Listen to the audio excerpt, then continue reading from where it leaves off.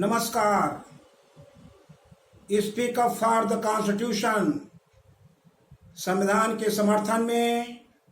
जोर से बोलो। आज हम इसी कड़ी में संविधान के भाग 4 राज्य की नीति के निर्देशक तत्व, directive principles of state policy पर बात कर रहे हैं। कल हमने आपको बताया कि संविधान निर्माताओं ने एक राज्य को अपने नागरिकों के लिए किन सीमाओं में रहकर कार्य करना है, किन गाइडलाइन पर काम करना है, और हमने कल आपको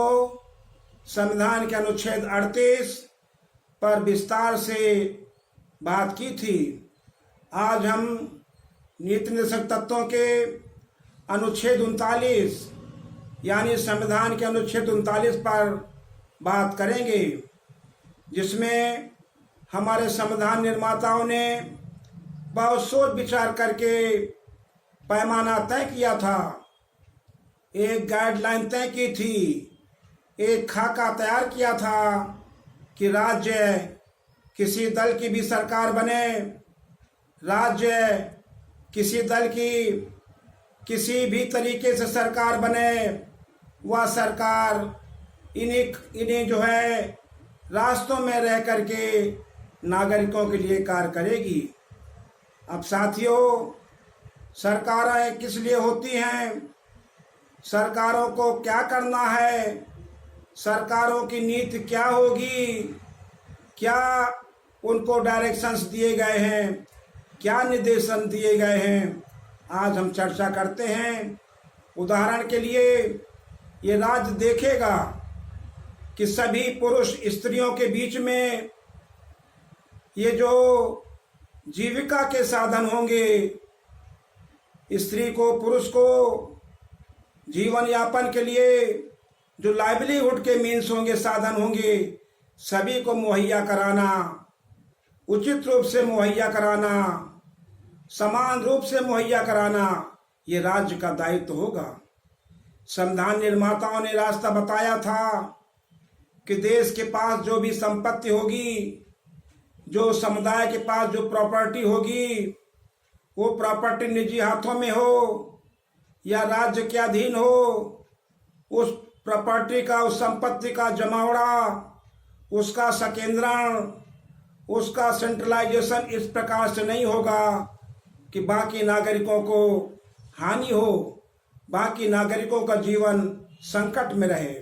इसलिए राज्य देखेगा, चुनी गई सरकारें देखेंगी देश की संपत्ति को, देश के संसाधनों को इस प्रकार से विभाजित किया जाए, इस प्रकार से उनका नियंत्रण किया जाए, इस प्रकार से उनकी देखभाल की जाए कि सभी नागरिकों को सम्मानपूर्वक और अच्छी तरह से विकसित होने का, फलने फूलने का अवसर मिले। आप देख रहे हो, जहां पर नागरिकों के हित में राज्यों को कहा गया था संपत्तियां बनाएगा, लेकिन आधुनिक अभी की सरकार, ये पिछले कुछ वर्षों से देश में चलने वाली सरकार, जो मजहब के आधार पर चलती है, जो फांसीवाद के आधार पर चलती है। फांसीवाद का यही मतलब होता है कि जन कल्याण के, पब्लिक वेलफेयर की जो एक्टिविटीज होती है उनको रोक दिया जाता है, और कुछ समर्थकों के लिए, कुछ चुने हुए लोगों के लिए राज्य कार्य करता है। और इसी कड़ी में जो संपत्तियां बनाई गई थी उनका निजीकरण किया जा रहा है, ऑर्डिनेंस फैक्ट्रीज को बेचा जा रहा है, रेलवे को बेचा जा रहा है, बैंकों को निजी हाथों में दिया जा रहा है। जबकि संविधान निर्माताओं ने कहा था कि राज्य संपत्ति का इस प्रकार से नियंत्रण करेगा कि लोगों के हित पूरे हों। सम्मानित साथियों, हमारे संविधान निर्माताओं ने यह भी कहा है कि बच्चों को, 14 वर्ष तक की आयु के बच्चों को किसी भी खतरनाक, जोखिम भरे, संकटपूर्ण कार्यों में नहीं लगाया जाएगा, खानों में नहीं लगाया जाएगा, कारखानों में नहीं लगाया जाएगा। लेकिन आप देखते हो 10 वर्ष का बच्चा, 8 वर्ष का बच्चा, 12 वर्ष का बच्चा, 13 वर्ष का बच्चा खतरनाक कार्यों में हमारे आसपास लगे हुए दिखाई देते हैं और राज्य इस प्रकार की गतिविधियों से आंखें मूंदे रहता है। प्यारे भाइयों, प्यारे नागरिकों, ये राज्य की जो सरकार है, जो हमारे देश की सरकार है, बार बार आती रही हैं, उन्होंने कुछ तो कार्य अच्छे किए हैं, नागरिकों के बीच में अमन चैन स्थापित करने के लिए काम किया है, लेकिन उन्हीं अमन चैन स्थापित किए जाने कार्यों को भी ये वर्तमान सरकार रोक रही है। तो हमें साथियों ये विचार करना होगा कि हमारे बीच में जो ये गरीबी की बड़ी खाई है, संसाधनों की जो असमानता है, अवसरों की असमानता है, ये नीति निर्देशक तत्वों के माध्यम से सरकारों को पूरा करना है, परंतु सरकारें नहीं कर रही हैं। रोजगार देने की बात तो दूर, रोजगार छीने जा रहे हैं, और जब रोजगार छीन लिए जाएंगे तो आपके जो स्वास्थ्य की समस्या है, आपके जो जीवन यापन की समस्या है और गहरी हो जाती है। तो प्यारे भाइयों, इस पर हमने बात किया, हमें विचारना होगा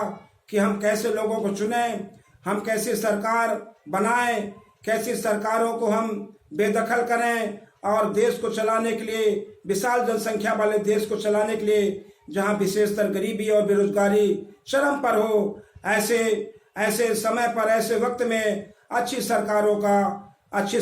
का काफी लाभ मिलता है, लेकिन बुरी सरकारों से काफी हानि होती है। बहुत बहुत धन्यवाद।